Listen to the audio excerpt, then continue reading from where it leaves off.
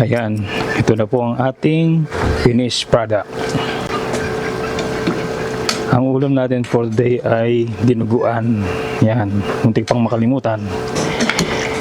Normally, ginagamit sa dinuguan, suka. So this time, gumamit po tayo ng tamarind powder. Tamarind, yung sampalok po. Tunay na sampalok po. Pasensya na po kung nabubulol po ako.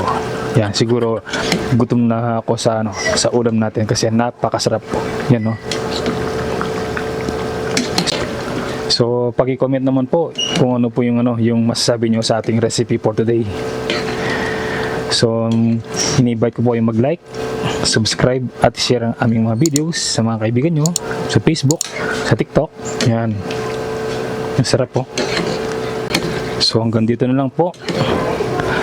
Magpapaalam na po kami. Sana na-enjoy nyo po ang aming recipe for today. So, ingat po lagi. At God bless.